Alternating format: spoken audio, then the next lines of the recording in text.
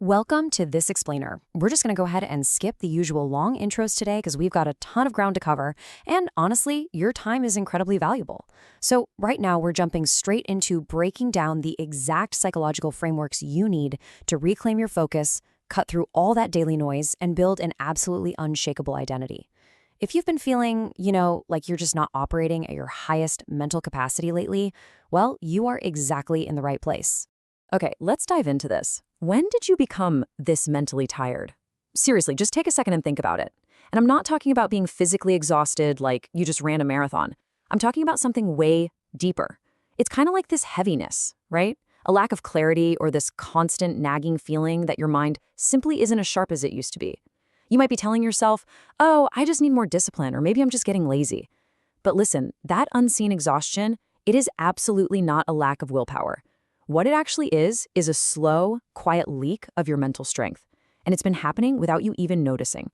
And for most of us, that leak starts the exact second we wake up. Think about your morning.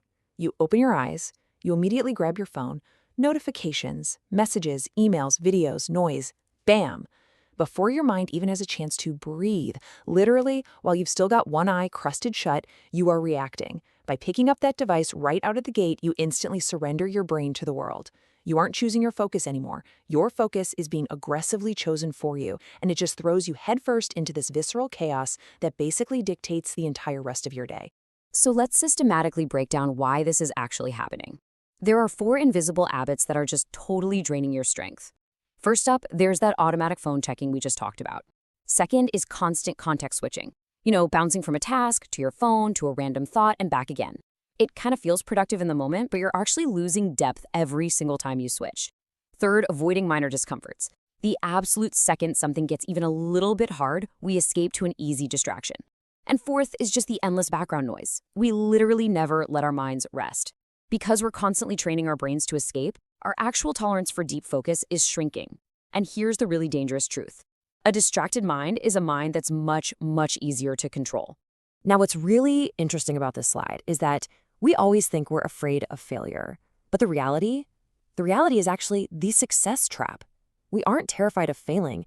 We're actually terrified of the massive transformation that real success requires. You see, your ego acts like this biological security guard.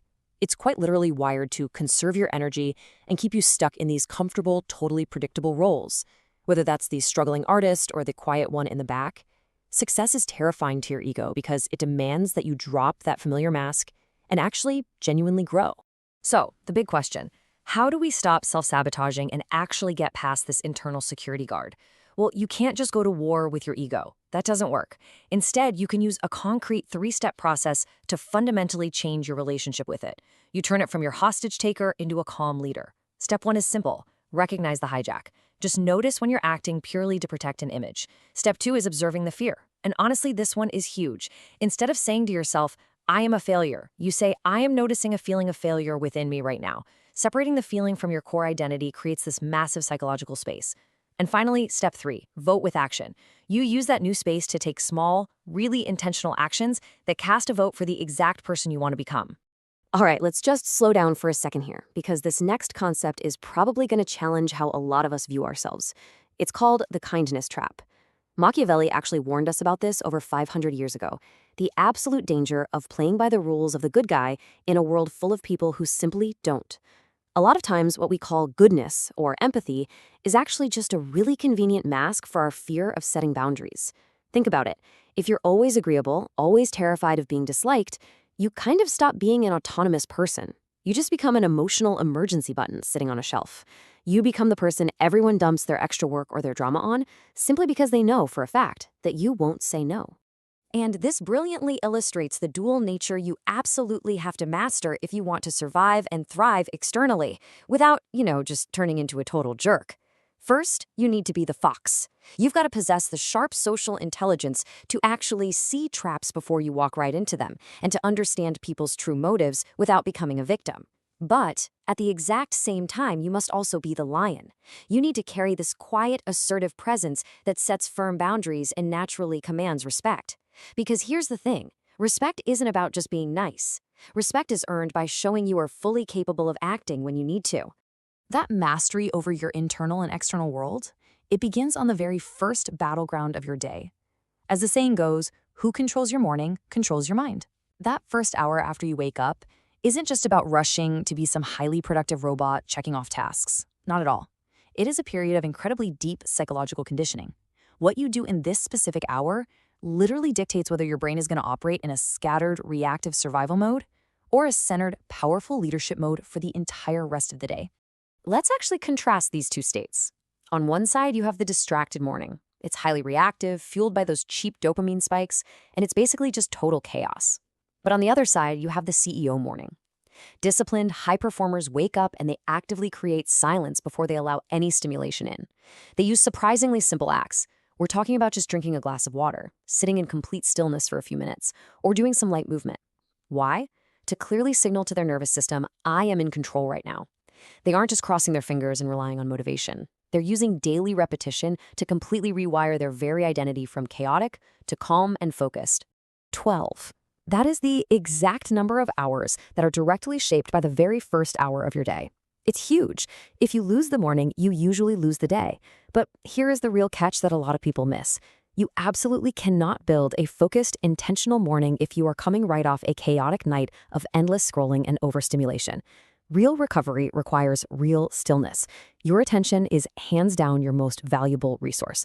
Where your attention goes, your life follows. Period. So you have to ruthlessly protect it at night if you want to command it in the morning. So once you've actually reclaimed your attention, how do you use it? Well, I want to guide you through this kind of curriculum of 5 deeply intentional hobbies. Learning and movement, for instance, shift you both physically and mentally. They reward you with earned dopamine and incredibly sharp focus. Then you have creation and reflection. Now, these force you to push through that uncomfortable valley of disappointment to build true, genuine originality. And finally, building. This is committing to the 1,000-day rule of compounding effort, where you are actively trading short-term comfort for massive long-term power and measurable impact. But be warned, the very moment you start stepping into these intentional habits, you are going to meet the resistance. You know the feeling. It's that quiet, sometimes almost comforting internal voice that whispers, just scroll for a minute. Or, hey, you can always start tomorrow. We all know exactly how loud and convincing that voice can be. But you have to completely reframe how you see it. The resistance is actually the guardian of your greatness. It functions as a compass. If it is pulling you away from something, that is the exact sign that it's what you absolutely must do. And to defeat it, you don't need to be superhumanly strong.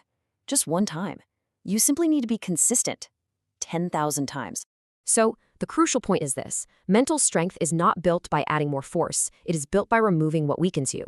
We really need to stop thinking that we just need to find more motivation or that we need to apply more pressure to ourselves. You aren't lacking power, you're leaking it. True, lasting transformation comes from removing the heavy anchors of passive dopamine. It comes from stripping away all that endless noise and replacing the reactive with the intentional. It's entirely about subtracting the chaos so that your natural clarity can finally surface. Which brings us to the ultimate question. Who are you becoming?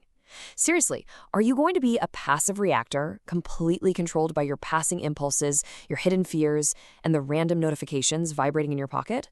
Or are you ready to step up and become a conscious actor, architecting your own life and fully reclaiming your focus? Every single choice you make is actively programming you into someone. Your future is literally being built right now. So, choose wisely.